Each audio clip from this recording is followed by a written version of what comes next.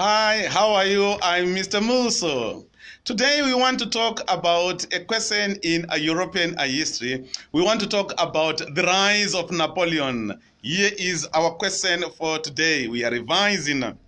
The rise to power of Napoleon Bonaparte was inevitable. How accurate is this view? The rise to power of Napoleon Bonaparte, it was inevitable. How accurate is this view? That is the question for today. Let's underline the question. The rise, that is our keyword.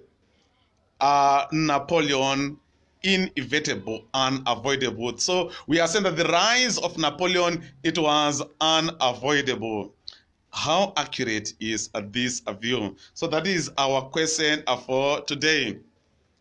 So we see that the rise of Napoleon, it was unavoidable. Why? It is because of his character. Napoleon, he was a man of destiny. Napoleon, he was a man who was determined for success. Napoleon was a man of few snatches of sleep, according to D. Thompson. It is said that he was thirsty for success. He was thirsty for being a prominent. So it was because of that character, it was because of that charisma that led to the rise of Napoleon. When I'm going to be a leader, I'm going to be a prominent leader. When I'm going to be promoted, I'm going to dominate. When I'm going to do this, I'm going to be a special person. So because of that character, because of that charisma, we see Napoleon rising to power. It was because of that character that led people to have confidence in him. Okay, that man, let's promote him. And eventually, he was promoted to become the army commander, and he became the president of France. Why? From just a mere soldier, and later on becoming the army commander and the president. It was because of this character. It was because of this charisma. So that is why when I teach this topic, I always say that you might not be known. You might come from a family that is not known. You might come from a background that is not good. But now, if you tell yourself that I can do it, I will change my life, I will change my environment, I will change my background, I will change my family, I will open a new page, I will open a new chapter, I'm going to be a prominent person, I'm going to be a great person. You can become like Napoleon, and he eventually became the leader of of France. Why? It was because of that character. He was determined to become successful. So that determination now, it explains why he came to power. So the rise of Napoleon, it was inevitable because of his personality.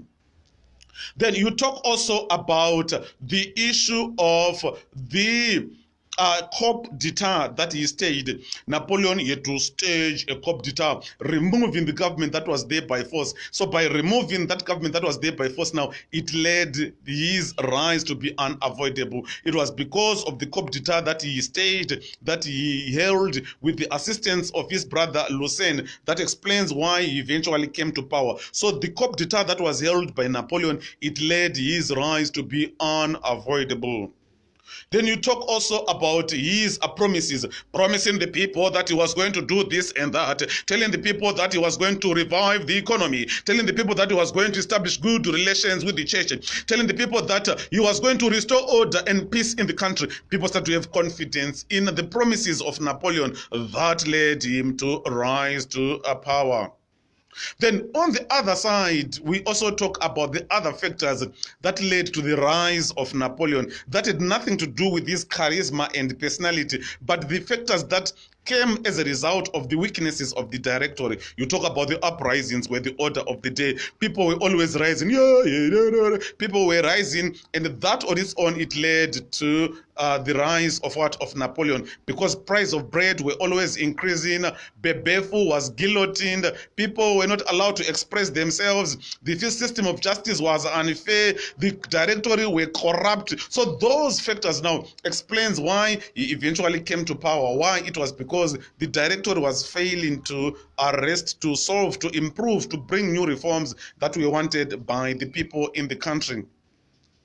Economically, you talk about the mandates that they introduced. They were useless, they were valueless, they became worthless, and that on its own, it led to the rise of Napoleon. Why? It is because the money was useless, the price of goods had skyrocketed, there was inflation in the country, so people lost confidence in the directory. That is why some historians will be saying that the directory, it was ill-fated from birth. According to D. Richards, it was a child born dead, or that it was non-existent. It was because of failing to improve the economy. So the weakness of the directory, especially in terms of reviving the economy, it led to the rise of Napoleon. Then socially, the directors, they were morally corrupt, they were sexually corrupt. The directors failed to revive the good relations between the state and the church. That on its own explains why again Napoleon rose to power.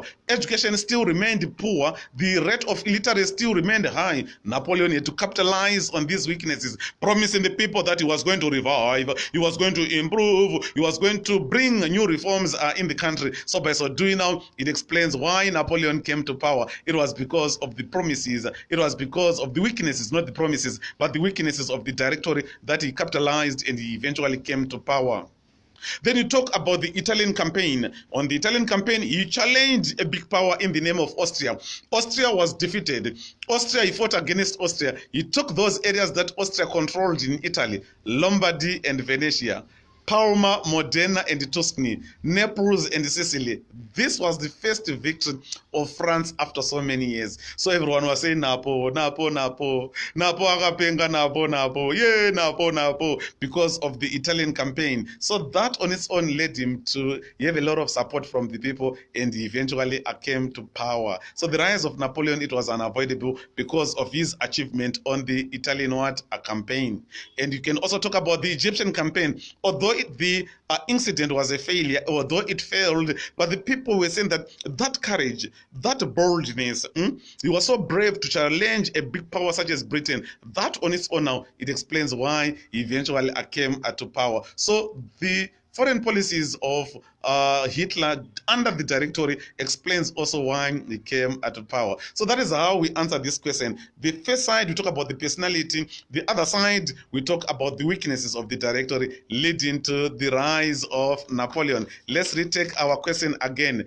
The rise to power of Napoleon Bonaparte was inevitable. It was unavoidable. How accurate is this view? So inevitable, you talk about his personality. Then on the other side, we talk about the weaknesses of the directory. Thank you so much. I'm Mr. Muso.